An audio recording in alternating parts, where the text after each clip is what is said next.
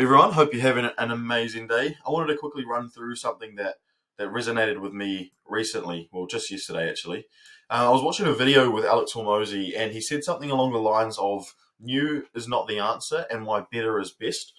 And it made a lot of sense to me as I was watching it. And I'll tell you a little story which reinforced, this story for me. So, our head of marketing, she's probably on a six-figure salary for a brand that does over about $100 million a year.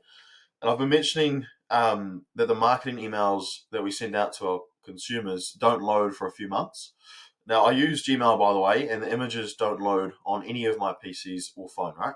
So finally, they came to the conclusion that I needed to add their email address to my address book, and it will load.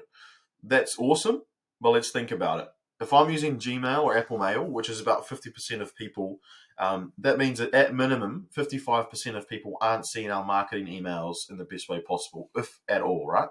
So this ties back to the earlier point for why better is best, because when we ask ourselves this question, right? If I was trying to create an email that leads a lot of people to click through and purchase, as well as help us achieve our targets for this year, what would I create? Would it be an email that the image doesn't load? Will I make sure it's the best email possible, right? Or would it be an email with a subject line that's awesome, tells an awesome story, and compels people to want to run to the bedroom, rustle through the car, and find their wallet to buy? If we start with the end in mind, it's more likely we would create something great, right?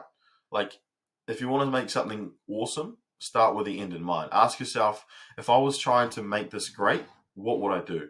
You'd probably test a lot. You'd probably go do a lot more research before creating the email. You'd probably rewrite the email 10 times to make sure you get it right.